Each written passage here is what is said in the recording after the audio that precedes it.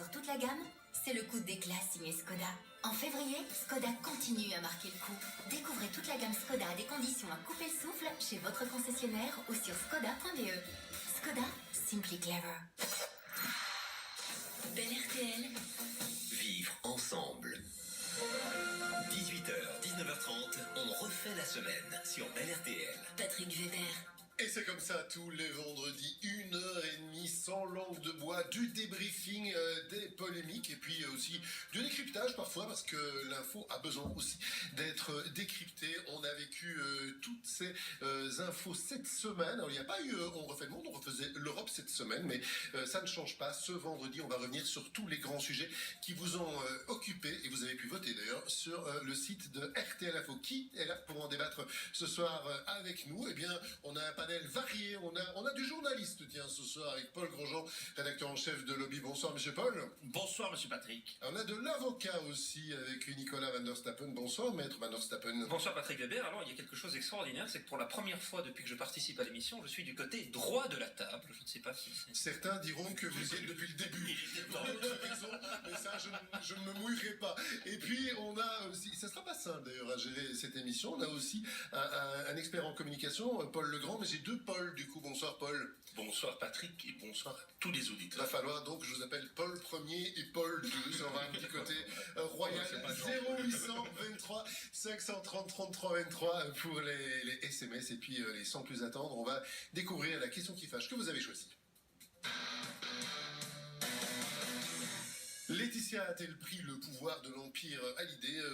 Yann Yambon peut-il critiquer les avocats? Ça, c'était en début de semaine. Faut-il imposer un droit de visite pour les grands-parents? Et puis, faut-il libérer Marc Dutroux? Question éminemment provocatrice, j'allais dire provoque, qui vous a été posée en fin de semaine. Alors, quel est le sujet que vous avez choisi et qui sort du lot d'une manière d'ailleurs peut-être et même sûrement tragique? On le découvre tout de suite. C'est la libération de Marc Dutroux avec 44%. Ça n'est pas très étonnant, c'est le sujet que vous avez choisi. Néanmoins, le sujet concernant Laetitia et l'Empire à l'idée arrive derrière avec 30%, beaucoup plus loin derrière. Yann Yambon 16% et 9% seulement pour le droit de visite des grands-parents. Je propose donc qu'on se focalise sur les deux sujets cette semaine, puisque vous avez été nombreux à choisir l'un et l'autre. On va commencer donc par cette libération de Marc Dutroux. Alors forcément, il n'est pas question de libération de Marc Dutroux, Nicolas Van der Stappen, mais on en a beaucoup parlé cette semaine.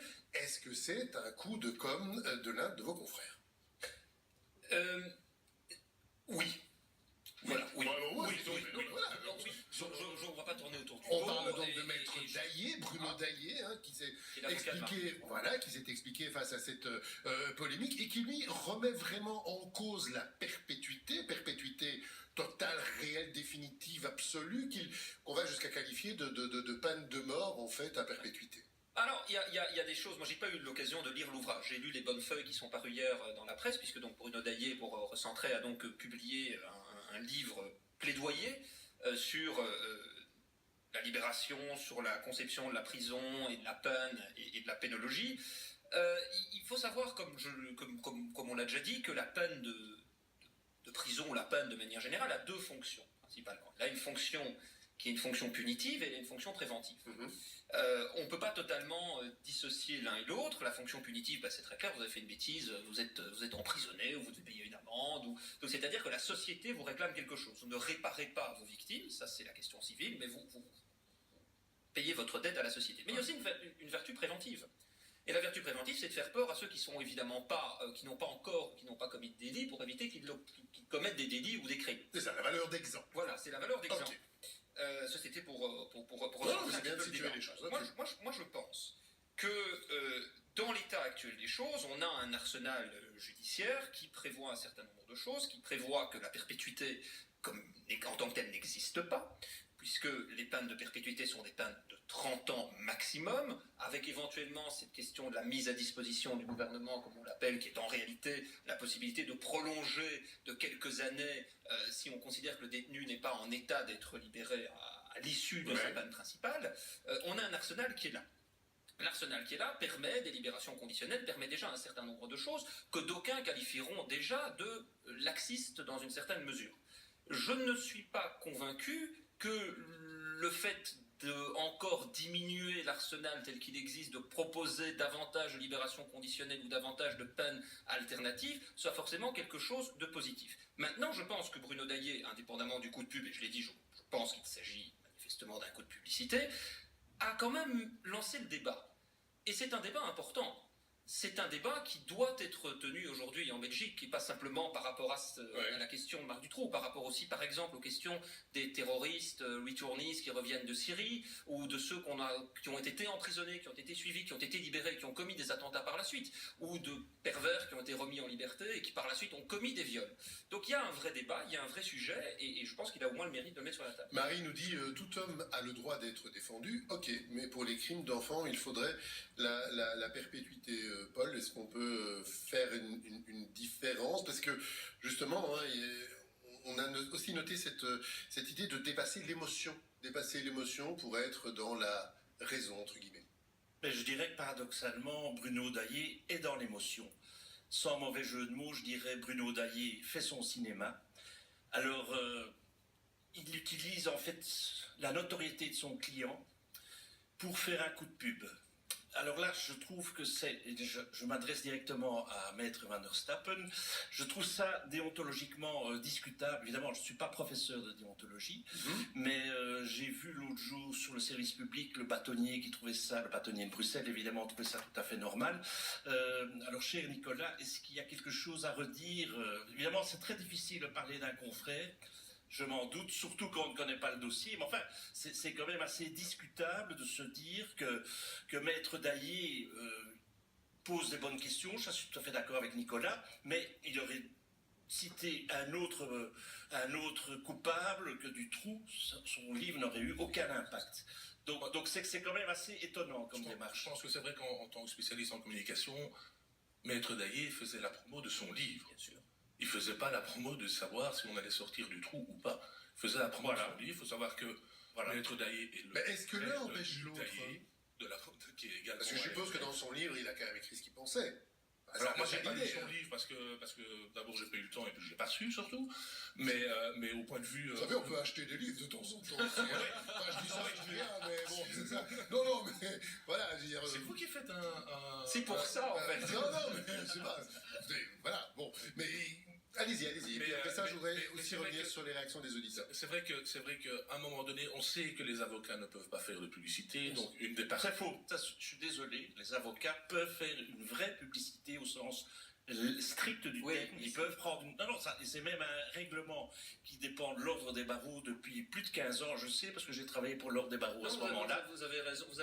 Ah, Mais bah, l'avocat, excusez-moi, normalement, ne peut pas mettre en avant, ou en tout cas doit avoir une certaine réserve dans la mise en avant de ses clients. Voilà. Par exemple, moi qui suis avocat d'affaires, je ne pourrais pas, sur mon site internet, mentionner les deals ou les acquisitions sur lesquelles j'ai participé pour me mettre en avant et me faire mousser. Ça m'est totalement interdit. Par contre, tu peux publier dans le Trends une page de publicité sur ton cabinet. Oui, mais Ce qu'on appelle c'est assez mal vu. Oui, mais c'est permis. Mais c'est permis, tout à fait. C'est assez mal vu, mais surtout l'impact n'aura pas tellement, ne sera pas tellement... Oui, mais une façon donc de faire sa pub, et on en a déjà parlé dans cette émission, par exemple, c'est de s'occuper de cas éminemment médiatiques, hein, des affaires dont tout le monde parle. Nous ici, même chose d'ailleurs, et du coup, forcément, on connaît le nom de vos Moi, confrères. j'ai toujours un problème à avoir un confrère qui vient sur son propre client tenir tribune dans les médias et dans la Mais littérature. c'est sur base d'un livre.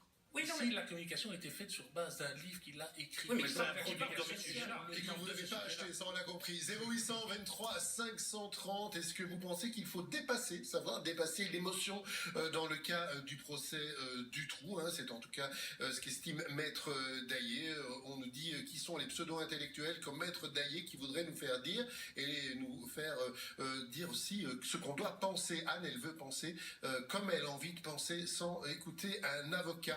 Liliane nous dit il n'y a pas d'ingérence dans un ministre qui donne son avis sur le système de défense des avocats. Là, elle revient à l'affaire Yann Bonne. D'ailleurs, est-ce qu'il y avait une affaire ou pas? On pourra en parler tout à l'heure.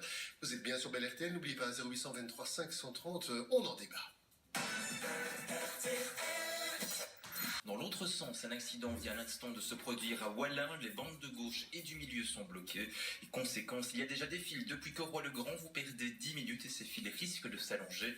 Et je vous rappelle enfin ces travaux sur le pont de Pomerol, sur le 42 Tournai-Mons. Vous circulez sur une seule voie en direction de Mons, 2 en direction de Tournai. Conséquence, vous perdez 10 minutes entre Vernissart et Pomerol vers Mons. RTL Mobilité. Ensemble, à votre service. On refait la semaine comme tous les vendredis sur Belle RTL et on se pose justement la question de la libération de Marc Dutroux. Est-ce que c'est un sujet complètement tabou? Est-ce qu'il faut pouvoir dépasser l'émotion? Je reviens sur les paroles de votre confrère. Tiens, Maître Van der Stappen, Emmanuel nous dit au 33-23 et aller à l'émission de Weber, est-ce que c'est pas faire sa pub? Qu'est-ce que vous faites là, Maître Van der Stappen? Moi, je viens participer à une émission où je débat. Donc, vous comprenez la question de l'auditeur? Non, bien sûr, je comprends la question de l'auditeur. Tu vas Non, mais avoir ça un vous plaît gros pas. potentiel Ça ne de vous plaît clients. pas du tout. Je commence à bien vous connaître que vous répondez comme ça. Ça va Bien pas de sûr. ses clients. Bien sûr. Hein? Non, mais moi, c'est une très bonne question. répondez. Bien sûr, c'est une très bonne question. Qu'est-ce que ça veut dire faire sa pub? Je pense que là, moi, ce que j'ai dit, c'est pas qu'il fait sa pub, ça je m'en fous. Et d'ailleurs, notre ami Paul a souligné à l'instant, à juste titre, que les avocats ont tout à fait le droit de faire leur publicité personnelle. Maintenant, je ne suis pas en train de dire que je suis le plus beau, le meilleur ou n'importe quoi. Je viens débattre de sujets d'actualité et j'essaye modestement d'apporter mon input. Mais ce qui me gêne, et c'est ce que j'ai dit, c'est que M. Daillet parle d'un cas dont il est en charge, qui est le cas de son propre Bien précis, client, ouais. et qu'il fasse, par le biais des médias, passer des idées en prévision de ses interventions judiciaires. Voilà, c'est tout. Ok, vous apportez votre input. Non mais je note, hein, parce que c'est pas une fois qu'on l'a fait dans Un l'émission. potentiel de vente de son livre. Allez, Mauro de Jumet va réagir. Bonsoir Mauro. Oui, bonsoir. Vous avez suivi ce qui s'est dit, Mauro, et c'est vrai que ça a choqué pas mal de monde. Hein. Le simple fait d'ailleurs d'évoquer une libération. Comment vous avez réagi quand vous avez entendu ça? Ben, écoutez, c'est la première fois que j'ose prendre le téléphone pour parler d'un débat, bien qu'il y ait eu beaucoup de débats qui m'ont intéressé. Vous faites bien, Mauro, on est content de vous accueillir. Allez-y. Voilà. Ben, écoutez, moi j'ai tenu à réagir parce que je trouve quand même que l'aspect réhabilitation de la prison est fort mis en avant. Mais par contre, l'aspect punition, c'est-à-dire le code pénal qui donne une punition, je pense qu'il est un petit peu oublié dans l'histoire. Je pense que pour des crimes particulièrement graves, l'aspect réhabilitation ne devrait pas trop être souligné, je pense. Hein. Quand vous dites ne devrait pas être souligné, est-ce que vous voulez dire, Mauro, on va jusqu'au bout des choses, que la réhabilitation n'est pas possible quand on a Ben oui, mais je commis pense des crimes aussi terribles? Je pense que si vous regardez, les États-Unis, bien sûr, on ne peut pas comparer, mais quand il y a une punition aux États-Unis, le gars, il va au pénitencier et il a 500 ans de prison. J'exagère, mais bon, ça peut arriver. Et donc, je pense que pour les victimes de crimes particulièrement graves et odieux, je ne sais pas, je ne suis pas dans le cas, mais peut-être que ça peut les rassurer de savoir que de telles personnes ne seront plus jamais en liberté, quoi. On va rester avec nous, Mauro. On va poser la question à Paul Legrand. Et la réhabilitation serait impossible. Allez, imaginons, un jour, Marc Dutroux sort de prison. Est-ce qu'une vie hors de la prison est possible pour un être comme Marc Dutroux? Ben, je pense que l'affaire Dutroux est vraiment ancrée dans les gènes des Belges depuis... ça a quand même traumatisé le pays. Ça veut dire non? Ben, je sais pas comment ils vont réussir à le mettre dehors sans qu'il ait des problèmes en déant les 24 heures. Parce que je pense qu'on va quand même pas l'oublier. Mais ça c'est une chose. Mais imaginons qu'il sorte demain. Chose que je ne crois pas, chose que je ne veux pas, évidemment. Mais imaginons. Il va où? Il fait quoi? Qui le prend? Parce qu'il va devoir bosser, hein, quand on sort de prison. À mon avis, on serait étonné du nombre de types qui se précipiteraient pour l'accueillir. Regardez avec Michel dans Martin. les valeurs, et je pense que dans les valeurs socio-culturelles Vous pensez? que ce pays a par rapport à Marc Dutroux, je pense que c'est tellement inscrit dans nos gènes que je pense que ça va être difficile. Mauro, vous pensez aussi qu'il y aurait des gens qui seraient prêts à accueillir Dutroux chez eux? Écoutez, ça ne m'étonnerait pas, puisque quand vous regardez Michel Martin, je pense qu'elle est tout à fait libre d'aller et venir. Et donc, je ne sais pas où elle est, enfin, on ne sait pas où elle est. Monsieur Pagny. Je peux savoir. Mais ça ne m'étonnerait pas du tout, mais je trouve ça complètement dingue qu'en Belgique, on puisse accepter de telles choses, quoi. Je trouve que c'est en fait très dangereux de porter le débat des peines à travers Marc Dutroux, qui est un cas extrême, je dis bien extrême. Je vais prendre un autre exemple, et je prends vraiment des précautions, je suis sur RTL. Il faut quand même accepter que des gens puissent se réhabiliter. François Troukens, je suis désolé, c'est un très bel exemple, je trouve super de réhabilitation, de personnes qui s'est réinsérées à travers une activité artistique, culturelle, etc. Donc il faut quand même pas être contre le principe de réhabilitation, le principe de réinsertion, mais avec Dutroux, c'est vrai, ça me paraît impossible. Oui, mais c'est ce que Moreau disait aussi, et il est toujours là, il écoute, hein, mais c'est vrai que qui peut juger, bon, on est bien d'accord que dans l'abjection totale, c'est difficile de faire pire que ce que Dutroux a fait, mais qui va dire ça c'est grave, très grave, moyennement grave, un petit peu grave, pas du tout grave, enfin, vous voyez ce que je veux dire? La gradation est quand même compliquée, non? La gradation est super compliquée. Je suis tout à fait d'accord avec ce que Paul dit. Le gros problème, c'est qu'en fait, ici, on a personnalisé un débat qui doit être, en tout cas pour ce qui est des questions légales, impersonnel. Et la question de savoir s'il faut durcir ou non les conditions de libération conditionnelle, par exemple, puisque c'est de ça dont on parle en réalité, c'est une question on ne doit pas avoir, et on va l'avoir, c'est normal, c'est humain, mais on doit essayer d'abstraire le cas de Marc Dutroux. On a considéré dans la jurisprudence des droits de l'homme, de la Cour européenne des droits de l'homme, que la peine incompressible, par exemple, était une peine qui était contraire aux droits de l'homme. Qu'il faut que tout le monde ait toujours la perspective d'une réhabilitation. Et là, c'est une question d'équilibre en réalité. Je suis pas sûr d'avoir la réponse à ça. Là, je suis d'accord avec vous, mais alors ça veut dire qu'il va falloir accepter que Marc Dutroux sorte un jour. C'est vrai débat. Est-ce qu'on accepte d'un côté que Marc Dutroux sorte un jour pour que d'autres puissent aussi sortir, ou est-ce qu'on renforce les peines de tous parce qu'il y a aussi les cas de Marc Dutroux? Oui, mais c'est pas dans ce sens-là que je vois. Pourquoi? Et pourquoi pas? On remercie Moreau, 0823 530 pour réagir. Un peu d'humour aussi de temps en temps, pourquoi pas. Julien de Mons qui nous dit, moi je pense que Jawad va l'accueillir bien volontiers en fait, si un jour il devait sortir. C'est de l'humour. Christine, là c'est pas de l'humour, nous dit, libération de Marc Dutroux, ce n'est pas une question d'émotion mais de dangerosité du personnage. On doit protéger la société car il est incurable, nous dit-on. Est-ce qu'il est vraiment incurable? Ça, c'est aux psychologues qui suivent de le dire et aux psychiatres qui suivent de le dire. Et donc, s'il est incurable, il reste en prison. S'il est incurable, il reste en prison. En tout cas, il y a la perspective, il ne faut pas l'oublier, de la mise à disposition dont on a parlé, qui permet d'évaluer cela une fois de plus. Hein, c'est vraiment ça. C'est-à-dire, même s'il est dans les conditions de libération, à un moment donné, conditionnelles, le tribunal d'application des peines peut dire il y a une dangerosité particulière pour la société et on le maintient en prison. Mais cette mise à disposition, elle est que de 10 ans maximum, de 15 ans maximum, je pense. Et donc il y a un terme. À un moment donné, il y a un terme. Bonsoir à tous, nous dit cette auditrice du trou. Ok, c'est un cas extrême, c'est dit. Donc une sanction extrême. On nous dit aussi, ce n'est pas normal qu'un jour ils puissent être libérés. Les victimes, elles resteront toute leur vie sans leurs enfants. C'est dégueulasse et ils ne méritent pas d'être libres. Robert nous dit à quoi sert la détention en prison à vie si c'est pour les relâcher après 20 ans. Êtes-vous parents pour réagir? Paul, on vous écoute d'ici quelques secondes. Vous entendez la petite musique là? Bah écoutez, on se retrouve dans quelques secondes. Eh bien, on n'a pas de sujet qui dérange dans l'émission. On nous dit il faut... Alors forcément, les appels au meurtre et ces choses-là, je ne vais pas les lire sur antenne. Donc vous pouvez les envoyer si ça vous intéresse. Mais moi, je ne les lirai pas, donc je préfère quand même le dire. On nous dit on ne doit pas confondre un braqueur et un violeur. On revient sur l'exemple que vous aviez donné.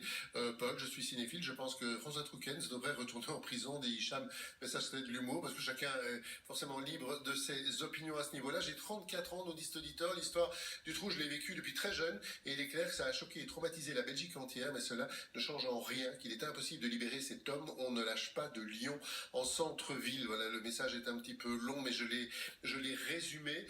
On a aussi entendu les parents réagir du côté le jeune, du côté Rousseau. Est-ce que le fait justement que le débat revienne, forcément tous les journalistes, et qu'ils soient d'ici ou d'ailleurs, on s'en fiche, c'est pas ça le débat, ont tendance à, Nicolas, attendre le micro et à voir ce qu'ils en pensent, comment ils vivent ça. Bien sûr, et c'est tout à fait logique et tout à fait à leur honneur d'avoir réagi. Je pense que c'est un moment... Ils peuvent aussi dire que non, qu'ils n'ont pas envie de réagir. Non, je peux comprendre qu'ils n'auraient pas envie, qu'ils pourraient ne pas réagir. Je trouve que ce qu'a fait Gino Rousseau en publiant notamment cette courte vidéo... c'est pas plus mal parce que ça remet finalement de l'humain. On disait tout à l'heure, on peut dépassionner le débat, c'est exact. Et puis il y a un certain nombre de thèmes qui, dans l'histoire collective d'un pays, sont des choses terriblement sensibles. Ouais. Celle-ci en est une. Et je pense qu'il faut parfois rappeler à ceux qui aiment, parce qu'il y a une posture intellectuelle. Et il y a une posture intellectuelle qui consiste à toujours vouloir tout objectiver, qui consiste à vouloir dépassionner quelque chose, quitte à être provoquant, pour après pouvoir dire, et dans les médias y compris, en disant oui, non, mais on parle du débat de la peine, on parle de pourrait-on libérer du trou, mais finalement, vous savez, ne tombons pas dans l'excès. C'est bien que des gens qui ont perdu leur enfance, ce qui est monstrueux, rappellent un peu cette humanité. Oui, pardon, je voulais dire. En effet, rappelle cette humanité, je pense que Gino Rousseau l'a très bien fait. Il n'a pas dit grand-chose, il a mis une vidéo de sa fille. Il a mis une vidéo de sa fille où on la voit danser, et rien que voir ça, je veux dire, il n'y a pas de parole. Et comme il dit, arrêtons cette masturbation intellectuelle. Ouais. Oui, Paul? Mais Jean-Denis Lejeune a opté pour une autre approche beaucoup plus rationnelle que Gino Rousseau, c'est de rappeler la vérité judiciaire. Et je trouve qu'il a été assez remarquable, il n'a pas joué sur l'émotion, il a calmement rappelé que Marc Dutroux, selon la justice, est irrécupérable. Et donc je trouve qu'ils se sont, enfin, je ne vais pas dire qu'ils se sont concertés, mais ils se sont bien complétés. Il y a eu l'émotion via Gino et il y a eu le droit via Jean-Denis. C'est assez remarquable. Il y a la réaction de Fernand, elle est trop longue pour la lire dans son intégralité, mais je pense que vous devez justement donner votre avis à ce niveau-là. Il dit c'est du populisme dans sa plus basique expression. La loi est la loi, et même si elle irrite la bestialité populaire, eh bien, les prisons sont des zones de non-droit. Elles représentent la société qui est la nôtre, un échec cuisant. Donc il dit voilà, c'est un état de droit, il faut rester comme ça, même si Dutroux est un monstre. Sinon, retournons au temps des Romains et on n'a qu'à rouvrir les cirques, nous dit Fernand. C'est vrai que d'un point de vue intellectuel, je veux dire, voilà, une fois de plus, on range l'émotion, dire, voilà, il y a quand même des lois dans ce pays, est-ce qu'on doit faire une exception pour un personnage pareil? Juliana est à Liège. Bonsoir, Juliana. Est-ce que Juliana est là? Oui, bonsoir, Juliana. Vous êtes scandalisée, en fait. Ah, je suis non seulement scandalisée, remontée, furieuse. J'aurais du trou devant moi, c'est moi qui suis une meurtrière. Oui, enfin, on ne fait pas d'appel au meurtre sur antenne. Non, je ne fais pas d'appel au meurtre, mais là, je suis vraiment en colère de savoir que cet homme, ce monstre, c'est pas un homme pour être comme ça, puisse tuer 6 petites filles, violer 2 petites filles et vouloir exiger de sortir. Non, je ne peux pas quand je vois que M. Pearson vient de prendre perpète avec un assortiment. Et ce monsieur Dutroux, il ferait à l'intérieur. Ne bougez pas, Juliana, on a un petit problème de téléphone, donc ne bougez pas. Juliana, et quand on vous dit qu'on est dans un état de droit où des règles sont respectées et sont identiques pour tout le monde, ça peut être... vraiment trop antique. Ce sont des lois qui datent de Napoléon. Il serait peut-être temps qu'on rénove la loi, aussi bien que la réajuster par rapport à l'évolution de notre monde qui n'existait pas à ce moment-là. Il faudrait quand même remettre les choses au point. Et Julien, vous ne pensez pas que des crimes atroces, il y en a eu de tous les temps, sauf qu'on ne les communiquait pas, ils n'étaient pas médiatisés comme aujourd'hui? Nous n'avions pas la radio, nous n'avions pas la télévision, mais justement, nous n'avions encore moins Internet, mais il est vrai qu'aujourd'hui, justement, on s'accapare justement directement des choses aussi affreuses que ça, par le biais de l'évolution. Et la justice n'a pas évolué d'un centimètre, et c'est ça qui est problématique. Petit message pour un auditeur qui dit « Ah là, j'ai pas votre numéro, sinon j'aurais bien voulu vous appeler », parce qu'il dit « Vous n'avez pas lu le livre là autour de la table, 0800 23 530, 0800 23 530, cher auditeur, n'hésitez pas à nous appeler pour faire le débat. » On remercie Juliana, simplement posons cette question. Paul, Juliana dit « Il faut changer la loi, puisque la loi, elle est obsolète aujourd'hui. » Ça, je laisserai à un juriste le soin de répondre à cette question. Par contre, je voudrais simplement expliquer que tous les détenus, ça c'est prouvé médicalement, ont envie de sortir. Bon, on peut leur refuser ce droit, ça c'est autre chose, mais médicalement parlant, psychologiquement parlant, tous les détenus ont envie de sortir. Et d'ailleurs, je me tourne vers mon ami juriste en disant, je crois qu'un détenu a le droit de s'évader. Il ne peut pas être condamné. Oui, c'est ça. C'est-à-dire qu'il ne peut pas être condamné pour s'évader, il peut pas être condamné pour les actes qu'il aurait commis à l'occasion de cette évasion, si par exemple... S'il casse une fenêtre. Oui, ou s'il agace un gardien. S'il tue un gardien. Mais l'évasion en tant que telle n'est pas condamnable. Non, parce qu'on considère qu'il est emprisonné et que donc il a effectivement effectivement cette tentation de sortir. Valérie nous dit... qui sortirait par la grande porte, où personne ne le verrait. Voilà. Valérie nous dit, Il aurait rien à dit. cause de Dutroux, nous avons perdu une certaine innocence. Mon fils de presque 10 ans vit moins librement que moi à son âge. Nous sommes tous traumatisés. Si on le castrait chimiquement comme au Canada, on pourrait envisager de le relâcher. Mais ici, ce n'est pas possible. Il y a beaucoup d'auditeurs, on va terminer là-dessus, qui disent on devrait faire comme aux États-Unis avec des peines de prison, un style 550 ans de prison ou des castrations chimiques ou que sais-je. Est-ce qu'on doit aller vers une américanisation de la justice, Nicolas? Je crois pas. Je crois que on n'a pas envie de verser objectivement. Moi, j'y ai vécu, j'y ai travaillé, j'y ai étudié le droit. Je crois qu'on n'a pas envie de verser dans le modèle judiciaire, en particulier le modèle pénal américain, qui est d'une violence inouïe. Je pense qu'il faut distinguer deux choses. Et je ne peux que répéter ce qu'on a dit tout à l'heure. Le cas de Dutroux est évidemment un cas particulier qui génère beaucoup d'émotions dans le pays et c'est tout à fait normal, moi le premier, quand on en parle, d'avoir envie de dire mais oui, évidemment, c'est terrifiant, on ne peut pas imaginer que ce type sorte. C'est une chose. Maintenant, on a essayé. Et sans doute imparfaitement. Je pense qu'il faut y réfléchir. Peut-être à un moment où ce sera plus calme médiatiquement, mais il faut réfléchir à l'avenir de notre système pénal. On a un système en Europe qui laisse une place à la réinsertion. Et ce qu'il faut que les gens comprennent, évidemment le cas du pédophile est un cas particulier, mais ce que les gens doivent comprendre, c'est que ça peut arriver à tout le monde à un moment donné d'être confronté à la justice. Ça peut être une infraction fiscale, ça peut être un faux. Il faut savoir que le faux en écriture est un crime qui est passible de 5 à 10 ans de réclusion. Donc si un juge appliquait au pied de la lettre un faux en écriture, on serait en prison. Eh bien, je pense qu'il faut se rendre compte que finalement le système permet à tout le monde de se réinsérer, d'être libéré. Bien sûr, sauf qu'aux États-Unis, Dutroux il serait passé sur HZ. Il n'y a plus de Dutroux. Ça dépend dans quel état. Et Pascal nous dit la justice des hommes s'applique-t-elle aussi pour des monstres? Serge est très énervé. Allez-vous encore longtemps essayer de donner la liberté aux tueurs de nos enfants? Je pense pas que c'était ce qu'on a voulu faire autour de la table. Faut écouter le replay, le podcast, mon cher Serge, parce que c'est pas du tout ce qui s'est dit autour dans ce studio. Deuxième sujet, c'est le deuxième sujet que vous avez choisi. On va aller voir ce qui se passe du côté du clan Hallyday.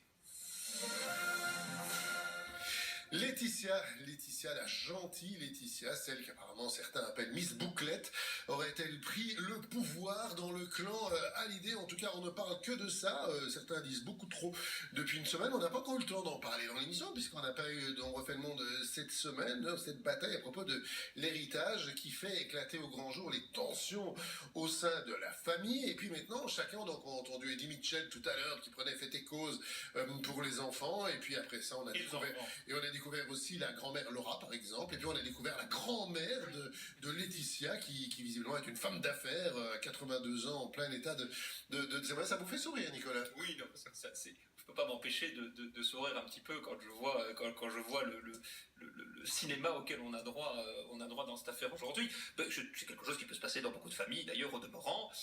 Évidemment, celle-là a été particulièrement exposée médiatiquement, donc ça me fait sourire. Mamie Rock, ça peut pas, qui est donc la personne dont on parle, hein, donc la grand-mère de Laetitia. Oui, oui. C'est un personnage qui me fait sourire quand on l'évoque, je vous l'avoue. Mais je pense que vous n'êtes pas le seul à sourire. Mais je m'adresse encore à l'avocat et puis je vais chez vos camarades. Parce qu'il y a des gens qui disent, est-ce qu'on pourrait, chez nous, pourquoi pas un jour, déshériter complètement les enfants? Ça paraît invraisemblable chez nous. Aux États-Unis, on trouve ça normal. C'est impossible chez nous. C'est un bien ou c'est un mal? Par réservataire. C'est ce qu'on appelle la part réservataire, tout à fait. Donc on est obligé de laisser, je crois que c'est un quart d'ailleurs. 25%. Ouais, c'est ça. Donc les enfants ont droit à un quart. Mais c'est un bien ou c'est un mal? Répondez. Ah, pardon, j'avais pas entendu. Oui, non, c'est pas grave. C'est les deux. On a essayé de protéger la relation entre les parents et les enfants, et d'un autre côté, vous pouvez avoir des enfants qui ont totalement... Parce que ça existe dans l'autre sens aussi. Hein. Ça existe, les enfants ne peuvent pas déshériter leurs parents non plus. On peut avoir des enfants qui n'ont absolument... Rare. Oui, ça peut arriver. On peut imaginer des enfants qui n'ont plus du tout envie d'avoir quelque chose à faire avec leurs parents, ou le contraire, et qui ne pourraient pas les déshériter. Paul. Moi, il ne faut pas dire aux États-Unis. Ça, vous avez tous les deux ça, là. Ça, je vous ai prévenu, ça va pas être ça. C'est aux journalistes que je m'adresse. Allez, allez-y. Aux États-Unis, c'est l'État de Californie qui permet de déshériter. Donc, c'est pas dans tous les États des États-Unis. Donc, alors évidemment, là, on peut commencer à se poser une question. Pourquoi est-ce que Laetitia a voulu s'installer en Californie? Ah ben oui, est-ce qu'elle avait un plan? Bon, évidemment, c'est difficile d'apporter la preuve de ce genre de situation, mais donc c'est pas généralisé dans tous les États des États-Unis, mais en tout cas en Californie, c'est le cas. En Belgique, ce n'est pas le cas, et moi je crois que c'est plutôt un bien. D'ailleurs, si vous aviez un avis sur la question, et si vous êtes déçu aussi de ce déballage de linge sale sur la place publique, 0823 530, SMS 3323, l'autre Paul, cette fois-ci, on en a quand même tellement entendu parler, souvenez-vous, l'émotion populaire, les Champs-Élysées, et tous ces gens, enfin, votre famille qui avaient l'air unis, qui pleuraient ensemble et tout. Patatras, quelques semaines plus tard, même pas quelques jours plus tard, tout s'écroule. Ça l'affiche mal, ça la fout mal, comme on dit, non? C'est un grand sketch, quoi. Franchement, c'est un grand sketch. Moi, ce que je pense, c'est que ils ont été habités aux États-Unis, ok. Bon, Johnny a quand même bien voulu y aller, hein, on l'a pas pris de force. Il a quand même changé d'agent il y a quelques années, on se demande pourquoi. On dit sur conseil de Laetitia aussi. On dit sur conseil de Laetitia aussi. Déshériter ses gosses, je trouve ça d'un moche et d'un lamentable fini. Est-ce qu'il a eu conscience de le faire? J'en sais rien, il n'est plus là pour le dire. Maintenant, est-ce que ce que Lara et David sont en train de faire en France maintenant... Laura et David sont en train de faire en France maintenant, je pense qu'ils vont probablement mettre ça en cause. Ça veut dire que la succession va être bloquée, ça va prendre beaucoup de temps. Donc je pense qu'il y a une stratégie derrière de se dire on sort les Doberman maintenant, histoire de forcer de mettre Laetitia autour de la table et de faire un partage et trouver une solution. Alors, ça, c'est mon avis. On était en train de faire une discussion, peut-être un débat. Pour le moment, vous avez l'air assez d'accord sur le coup. Est-ce qu'on ferait bien de la fermer? Yannick nous dit, comme le dit si bien Michel Drucker, fermons là le problème dans l'affaire Johnny, c'est qu'on n'en sait rien. Résultat, il y a des sorties dans tous les sens. Attendons l'aboutissement du dossier. En même temps, on fait un peu notre job, Nicolas. On fait notre job, et puis c'est eux qui le publient aussi. Ils font des communiqués de presse, les avocats respectifs font des communiqués de presse 3 fois par heure pour nous expliquer qu'ils ont trouvé un nouveau document qui prouve ceci ou cela, donc c'est pas nous. De toute façon, c'est le dernier testament qui compte, point. Hein. Tout à fait, ça c'est vrai, mais tu as vu comme moi que les avocats d'un camp comme de l'autre sortent médiatiquement pour dire bah oui, mais en fait il y a la part réservataire, n'importe quoi. Donc ils alimentent le feuilleton médiatique eux-mêmes. Hein. Mais la part réservataire n'existe pas en Californie. Ah ben ça, oui, ben d'accord, mais là il y a une question de... Là ça devient à mon avis complexe, et voilà, mais il y a une question de droit international privé qui va être la question de savoir si on peut vraiment appliquer le droit californien à l'héritage. Je pense que c'est ça qui vont soulever. Alors un auditeur, Benjamin, qui est furieux, restez avec nous. Benjamin, il dit le moment est venu de zapper, quel nivellement par le bas juste pour l'argent. Benjamin, c'est clair d'ailleurs. Pourquoi vous ne passez pas un petit coup de fil au 0823 530, on pourra en parler. Il est évident qu'il y a des gens qui disent on ne devrait pas en parler, pourtant c'est un des sujets qui fonctionne le plus sur les réseaux sociaux et qui est le plus relayé. Et Véronique nous dit, ça me fait mal au cœur, Laetitia, elle aimait son mari. C'est vrai qu'on l'a présenté à la fin, je dirais, de la vie de Johnny comme vraiment sa bonne fée. Et puis maintenant, ça devient la vilaine sorcière, Paul. C'est pas vraiment ce qu'on racontait, enfin je suis pas un intime du showbiz, mais bon, Laetitia, son père était patron de boîte de nuit, si je ne m'abuse. Ce ne sont pas des gens respectables, les patrons de boîte de nuit? En tout cas. Si je peux me donner mon avis, Nathalie Baye est quelqu'un d'assez respectable, et Sylvie Vartan, idem. Donc c'est pas la même éducation à mon avis. Et voilà. Donc il y a eu des rumeurs effectivement sur l'OPA du clan Laetitia sur Johnny Hallyday, ça c'est évident. Ah non, je pense que Johnny vivait bien. Je pense qu'il n'était pas un mania de la comptabilité et que parce que finalement son patrimoine, ce que j'ai lu, c'était 20 ou 30 millions. Je veux dire, on devrait remettre pour la star française, tu remets ça à l'échelle des Rolling Stones, bah c'est non, mais il était surendetté, hein, Johnny. À un moment donné, il était ruiné. C'est pour ça qu'il tournait tout le temps. Et ce qu'on a dit aussi, et j'ai lu ça cette semaine, c'est que dans l'entourage de stars du showbiz comme Johnny, ce sont des stars qui souvent sont très isolées. Et qui se retrouvent finalement à être réduites à un clan familial extrêmement restreint, et à un moment donné qui sont dans une disposition d'esprit où ils sont prêts à signer tout et n'importe quoi juste pour qu'on leur foute la paix.